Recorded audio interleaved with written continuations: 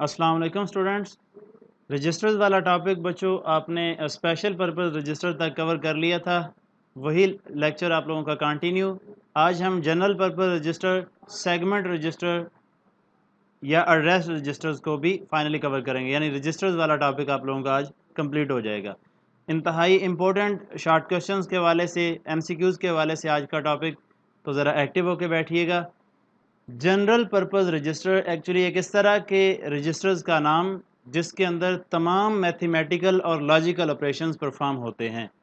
तमाम मैथमेटिकल और logical operation perform होते हैं। मीन ये कि आप लोगों ने ALU एक पार्ट पढ़ा था CPU का। CPU किन दो पार्ट्स के अंदर डिवाइड होता है? कंट्रोल यूनिट और अरिथमेटिक, लॉजिक एंड यूनिट के अंदर। वो जो ALU पार्ट था, ALU पार्ट के अंदर जितनी भी कैलकुलेशन, जितने भी ऑपरेशंस परफॉर्म हो रहे होते हैं, वो एक्चुअली मैथमेटिकल और लॉजिकल ऑपरेशन, जिनके अंदर बेसिक अरिथमेटिक फंक्शन हमने एडिशन, सब्ट्रैक्शन, मल्टीप्लिकेशन, डिवीजन और फाइनली मॉड्यूलेशन पढ़ा था। लॉजिकल यूनिट्स के अंदर less than, greater than equal, less than equal, not equal और डबल इक्वल पढ़ा था। ये जो जितने भी लॉजिकल ऑपरेशंस या अरिथमेटिक ऑपरेशंस हैं, मैथमेटिकल या लॉजिकल ऑपरेशंस, जिन पोर्शंस के अंदर जिन रजिस्टर्स को यूज़ करते हुए आपका CPU परफॉर्म करवाता है, उसे ALU पार्ट कहते हैं। जनरल पर्पस रजिस्टर एक्चुअली 4 हैं: accumulator register, base register, counter register and data register. आप जब इन्हें लिखेंगे इंस्ट्रक्शंस वाइज, तो इसे अकामुलेटर के लिए AX, बेस के लिए BX, काउंटर के लिए CX एंड डाटा रजिस्टर के लिए DX रजिस्टर आपने यूज़ करना है। अब यहाँ पे जो याद करने वाली चीज़ है वो ये कि अकामुलेटर यूज़ किस लिए होता है?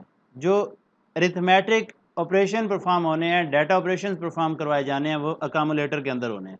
यानी डाटा एक्चुअली जो अरिथमेटिक ऑपरेशन के हवाले से जिन वैल्यूज़ के ऊपर ऑपरेशन परफॉर्म हो रहे होंगे, एक्चुअली वो अकामुलेटर रजिस्टर को यूज़ करते हुए हम यूज़ करेंगे, परफॉर्म करवाएंगे। जैसे असम्बली और उससे रेलेवेंट 2-4 एग्जांपल्स हम कोड करेंगे आगे चल के, इसी लेक्चर के इसी चैप्टर के लास्ट पे, तो आप लोगों को मज़ीद क्लियर हो जाएगा।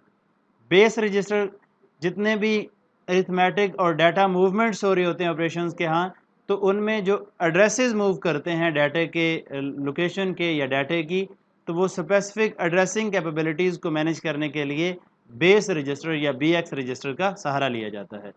और अगर कहीं पे कोई काउंटिंग प्रोसेस है, यानी एक ही काम को मल्टीपल टाइम रिपीट करवाना हो, तो रिपीटिशन या लूप्स का जितना भी टास्क परफॉर्म होता है, उस काउंटिंग पर्पज़ के लिए जौन सी वैल्यू होती है काउंटर की, वो काउंटर रजिस्टर के अंदर रखी जाती है। और अरिथमेटिक के अंदर डिवीजन और मल्टीप्लिकेशन दो ऐसे मेजर ऑपरेशंस हैं जिनको परफॉर्म करवाने के लिए हम डाटा रजिस्टर्स का सहारा लेते हैं। अब याद रखिएगा, साइज़ के हवाले से अक्सर क्वेश्चन पूछ लिया जाता है कि जनरल पर्पस रजिस्टर्स का साइज़ कितना होता है। तो याद रखिएगा, इनका साइज़ 1 बाइट से लेकर 4 बाइट तक होता है। कितना? 1 बाइट से 4 बाइट तक। अब 2 बाइट्स का जब जिक्र किया जाए, तो आपका अकामुलेटर, बेस, काउंटर, डेस्टिनेशन, ये चारों रजिस्टर्स 2-2 बाइट्स के होते हैं। कितने? 2-2 बाइट्स के। अब 1 बाइट का क्या कॉन्सेप्ट है और 4 बाइट का सर क्या कॉन्सेप्ट है? तो बच्चों याद रखिए, अकामुलेटर, बेस, काउंटर एक्चुअली कितने के हैं? 2-2 बाइट्स के। 2-2 बाइट्स का क्या मतलब होता है? 16 बिट्स, ऐसा है। अब ये भी याद रखना है कि आपका अकामुलेटर, बेस, काउंटर और डेस्टिनेशन फर्दर डिवाइड होते हैं 2 पार्ट्स के अंदर। ये एक पोर्शन 2 बाइट्स तक समझा रहा हूँ। टोटल कितना साइज? अकामुलेटर का 2, बेस का 2, काउंटर का 2, डेस्टिनेशन का 2, जिसे आप डाटा रजिस्टर कहते हैं। सही। अब इन चारों का साइज अलग अलग 2-2 बाइट्स है, लेकिन इन्हें फर्दर डिवाइड किया जाता है 2 पार्ट्स के अंदर, एक हाई बिट और एक लो बिट के अंदर। एक हाई बिट और एक लो बिट के अंदर, जिसे आप अकामुलेटर, जिसे AX पढ़ रहे हैं, उस AH और AL पार्ट के अंदर डिवाइड कर देंगे। इसी तरह से BH और BL, CH और CL, DH और DL, ये हायर और लोअर बिट के अंदर आपने इन्हें डिवाइड कर देना है। अब ये एक्चुअली हायर और लोअर बाइट के अंदर एक्चुअली जो डाटा स्टोर होगा, अब टोटल बाइट्स कितने थी अकामुलेटर की? 2। जब इसे 2 पार्ट्स के अंदर डिवाइड कर दिया जाएगा, तो 2 इक्वल बाइट्स के अंदर ये डिवाइड हो जाएगा।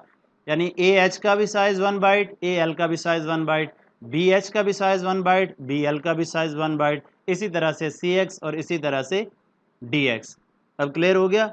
अब 4 बाइट का क्या कॉन्सेप्ट है? तो याद रखिए, अकामुलेटर, बेस, काउंटर को जब आप साइज वाइज थोड़ा एक्सटेंड करेंगे, यानी extended accumulator, extended base, extended counter और एक्सटेंडेड डाटा रजिस्टर की बात करेंगे, EAX, EBX, ECX और EDX की बात करेंगे, तो देन एक्चुअली जो extended accumulator, extended base, extended counter, extended data है, इन सब का 4-4 बाइट तक का डाटा स्टोर हो सकता है। इन सब का साइज कितना है? 4-4 बाइट। अब जब इनको फर्दर आप डिवाइड करेंगे किसके अंदर? हायर और लोअर बाइट के अंदर, तो then extended AH, extended AL यानी EAH, EAL के अंदर डिवाइड होगा। इसी तरह से बेस, इसी तरह से काउंटर और फाइनली इसी तरह से डाटा। तो अब जब एक्सटेंडेड को डिवाइड करोगे तो वो 2-2 बाइट तक का डाटा क्या हो जाएगा? उनमें स्टोर हो जाएगा। इनका पर्पस चेंज नहीं होगा। कामुलेटर जैसे ऊपर बताया कि अरिथमेटिक या डाटा ऑपरेशंस के लिए, बेस के अंदर हम एड्रेसेस स्टोर करवा लेते हैं, काउंटर के अंदर काउंटर वैल्यू स्टोर होती है काउंटर वेरिएबल की, डाटा रजिस्टर के अंदर डिवीजन या मल्टीप्लिकेशन। पर्पस सेम रहेगा, लेकिन साइज़ अगर कहीं पे ज़्यादा रिक्वायर्ड है तो वहाँ पे हम एक्सटेंडेड यूज़ कर लेते हैं, जहाँ पे थोड़ा साइज़ रिक्वायर्ड होता है वहाँ पे हम 2 बाइट तक के अंदर मैनेज कर सकते हैं अगर, तो वहाँ पे सिंपल एक्सटेंडेड के बगैर अकामुलेटर बेस या CX को यूज़ करते हैं। बात समझ आ गई? इसमें आपने साइज़ ये ज़रा ख्याल कर लेना है कि 2 बाइट के अगर बिट्स पूछ लिए जाएँ या अकामुलेटर के अगर बिट्स पूछ लिए जाएँ तो आपको पता होना चाहिए अकामुलेटर के बिट्स कितने होते हैं भला? 16। एक्सटेंडेड के पूछ लिए जाएँ तो एक्सटेंडेड के कितने होते हैं? 32, क्योंकि एक्सटेंडेड का साइज़ बाइट्स के अंदर 4 होता है और 1 बाइट के अंदर 8 बिट्स होते हैं। तो 4 मल्टीप्लाई बाय 8 32 बिट्स होते हैं। ओके? अब अगर डिफरेंट एड्रेसेस और सेगमेंट रजिस्टर्स की बात करें तो बच्चों ये 4 ब्लॉक्स के अंदर डिवाइड होता है। Code segment, data segment, extra segment and stack segment. अब ये पढ़ने से पहले ज़रा एक और कॉन्सेप्ट ज़हन में रखिएगा। अगर एक कमरा हो बंद, एक बंद कमरा हो, ये मेमोरी की एग्जांपल दे रहा हूँ, और उसमें डिफरेंट हाइट्स के ऊपर आप व्यू पॉइंट्स बना लें, जैसे अलमारी या दरवाज़ा आप लगाते हैं, इतना बड़ा नहीं लेकिन डिफरेंट पॉइंट्स के ऊपर, डिफरेंट हाइट्स के ऊपर, यानी 1 फीट के बाद, फिर 4 फीट के बाद, फिर 8 फीट के बाद, यानी एक रूम के अंदर डिफरेंट लोकेशन के ऊपर आपने क्या कर लेना है? व्यू पॉइंट्स बना लेने हैं जिसके अंदर से आप कमरे को देख सकें। तो आप अगर तीनों पोजीशन से देखेंगे तो आपको डिफरेंट लोकेशन पे चीज़ें पड़ी हुई नज़र आएंगी। हालांकि चीज़ें वहीं पड़ी होती हैं, लेकिन देखने का जो एंगल है वो बदल जाता है, देखने का जो पॉइंट ऑफ व्यू है वो चेंज हो जाता है। सेम एज़ ये भी मेमोरी लोकेशन के अंदर झांकने का दूसरा नाम, वहाँ से डाटे को उठाने का दूसरा नाम, वहाँ से एड्रेसेस को मैनेज करते हुए डिफरेंट इंस्ट्रक्शंस को राइट और रीड करने का दूसरा नाम एड्रेस और सेगमेंट रजिस्टर्स होता है। सही?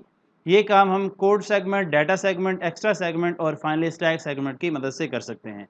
अब इनमें सपोर्टिव 3 रजिस्टर फर्दर यूज़ होते हैं। एक तो है IP जो हम पहले पढ़ चुके हैं, 2 नए हैं जिनमें डेस्टिनेशन और सोर्स इंडेक्स, इन्हें इंडेक्स रजिस्टर्स का नाम दिया जाता है। एक तो सेगमेंट रजिस्टर आपने पढ़े, कौन से भला? Code segment, data segment, extra segment और स्टैक सेगमेंट। ये होते क्या हैं अभी बताता हूँ, लेकिन इनको सपोर्ट करवाने के लिए आप 2 डिफरेंट इंडेक्स रजिस्टर और एक इंस्ट्रक्शन पॉइंटर को यूज़ करते हैं। सही? IP क्या है? स्पेशल पर्पस रजिस्टर, जबकि इंडेक्स रजिस्टर्स के यहाँ डेस्टिनेशन और सोर्स इंडेक्स का जिक्र किया जाता है। अब डेस्टिनेशन और सोर्स को समझ लें पहले। सोर्स इंडेक्स एक्चुअली एक ऐसा रजिस्टर जिसके अंदर जिस पोजीशन से डाटे को राइट करवाना हो, उठना हो, डाटे ने जाना हो, पोजीशन जहाँ से डाटे को फेच किया जाए वो वाली पोजीशन क्या कहलाती है? सोर्स इंडेक्स कहलाती है। जिस पोजीशन पे जा कर के डाटे ने राइट होना हो, डेस्टिनेशन एक्चुअली डेस्टिनेशन इंडेक्स के यहाँ स्टोर होता है। अब बात समझ आ गई? अब code segment, data segment, extra segment के हवाले से अक्सर MCQs के अंदर पूछ लिया जाता है कि हर सेगमेंट और एड्रेस रजिस्टर का साइज़ बताएं, ये साइज़ कितना होता है? तो बच्चों याद रखिएगा इसका साइज़ भी 2 बाइट्स होता है, यानी कोड का, डाटा का, एक्स्ट्रा का, स्टैक का साइज़ कितना है? 2-2 बाइट्स। बिट्स के अंदर पूछ लें तो एक बाइट के अंदर 8 बिट्स होते हैं, यानी 16 bits code segment, 16 bit data segment, extra segment and finally stack segment. तो अब आइए समझ लेते हैं कि कोड सेगमेंट होता क्या है। एक चीज़ याद रखिए, कोड सेगमेंट और स्टैक सेगमेंट एक्चुअली बिल्कुल सेम है, लेकिन एक मेजर डिफरेंस वो आपको अभी समझ आ जाएगा। कोड सेगमेंट किसे कहते हैं? मेन मेमोरी के अंदर जितनी भी इंस्ट्रक्शन एग्जीक्यूटेबल हैं जिन्हें आपने एग्जीक्यूट करवाना होता है, उन तमाम इंस्ट्रक्शंस जो अभी एग्जीक्यूशन के लिए रेडी हैं, यानी प्रोग्राम काउंटर के अंदर उनका एड्रेस पड़ा है, आईपी के अंदर पड़ा है, उन सब की बात नहीं कर रहा। जितनी इंस्ट्रक्शन रेडी फॉर्म में हैं या जितनी रेडी फॉर्म में नहीं हैं, तमाम एग्जीक्यूटेबल इंस्ट्रक्शंस की बेस लोकेशन का एड्रेस कोड सेगमेंट के अंदर होता है। यानी कोड सेगमेंट एक ऐसा सेगमेंट या एड्रेस रजिस्टर जिसके यहाँ तमाम एग्जीक्यूटेबल इंस्ट्रक्शंस की बेस लोकेशन का एड्रेस स्टोर होता है, और वहाँ से एक एक करके जब आप रजिस्टर्स को यूज़ करते हुए इंस्ट्रक्शंस को फैच करवाएंगे, एग्जीक्यूशन की तरफ भेजेंगे, तो वहाँ पे जो सपोर्टिव रजिस्टर यूज़ होगा उसका नाम बच्चों इंस्ट्रक्शन पॉइंटर या उसे आईपी का नाम दिया जाता है। क्लियर? यानी आईपी को यूज़ करते हुए जो तमाम एग्जीक्यूटेबल इंस्ट्रक्शंस का एड्रेस कोड सेगमेंट के अंदर मौजूद है, वहाँ से इंस्ट्रक्शन को फैच करके, मेन मेमोरी से इंस्ट्रक्शंस को फैच करके आप प्रोसेसर की तरफ भेज रहे होते हैं, प्रोसेसिंग यूनिट्स की तरफ उन्हें सेंड करवा रहे होते हैं। कुछ क्लियर हो गया कोड सेगमेंट के हवाले से कि तमाम इंस्ट्रक्शंस जो मेन मेमोरी के अंदर खड़ी हैं एग्जीक्यूट होने के लिए, उन सब इंस्ट्रक्शन की बेस लोकेशन का जो एड्रेस है, उस एड्रेस को स्टोर करवाने के लिए जिस एड्रेस या सेगमेंट रजिस्टर की ज़रूरत पड़ती है, उसे कोड सेगमेंट का नाम दिया जाता है। अब डाटा सेगमेंट की अगर बात कर लें, तो जब आप किसी पोजीशन पे, किसी मेमोरी सेल के अंदर, किसी मेमोरी लोकेशन पे कोई डाटा राइट करना चाहते हैं, तो अगर आप लोकेशन बताते नहीं हैं, फॉर एग्जांपल आप कहते हैं जी जाएं क्लास कोई आगे स्टूडेंट्स आए कमरे में, तो आप कहते हैं बच्चों बैठ जाएं, तो एक स्टूडेंट जो रोल नंबर 1 है वो एक डिफ़ॉल्ट लोकेशन पे बैठ जाएगा। जैसे कि अगर कोई अरेंज हो ना, क्या मतलब अरेंज सर? देखें, पेपर हो रहा है, चेयर्स पे रोल नंबर लगे हुए हैं, आप ये तो नहीं कहेंगे कि फ़लाँ जगह पे जाके बैठ जाओ, लाइन नंबर फ़लाँ, रोल नंबर फ़लाँ, कॉलम नंबर फ़लाँ, चेयर नंबर फ़लाँ पे बैठोगे, नहीं। आप कहेंगे जी बैठ जाएँ अपने रोल नंबर्स देख के। तो वो डिफ़ॉल्ट लोकेशन जो रोल नंबर 1 की होगी वो चेयर नंबर 1 होगी। अब मैं समझाने के लिए कह रहा था, तो जैसे ही आप सोर्स इंडेक्स या डेस्टिनेशन इंडेक्स ये दो जो इंडेक्स्ड रजिस्टर हैं, इन दोनों इंडेक्स रजिस्टर्स का सहारा लेते हुए जिस डिफ़ॉल्ट लोकेशन के ऊपर मेमोरी वेरिएबल्स के यहाँ वैल्यूज़ राइट होती हैं, इंस्ट्रक्शंस को कोड किया जाता है, उस डिफ़ॉल्ट लोकेशन को आप डाटा सेगमेंट के अंदर मैनेज कर रहे होते हैं। क्लियर?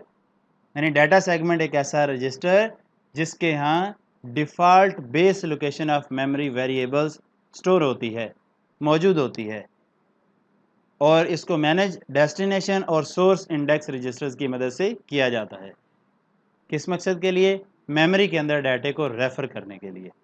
अब बात समझ आ गई कि किस मेमोरी लोकेशन से अगर उठाया जाए भाई फलां स्टूडेंट आ जाए, तो जो उसका सोर्स जिस पोजीशन से उठेगा वो सोर्स इंडेक्स, फलां लोकेशन पे बैठ जाए, जिस पोजीशन का नाम लिया जा रहा है वो डेस्टिनेशन इंडेक्स, और अगर कोई नाम ना लिया जाए तो वो डिफ़ॉल्ट यानी क्लास में से रोल नंबर वाइज निकलेंगे, तो वो पहले, दूसरा, फिर बाद में, फिर तीसरा, फिर चौथा।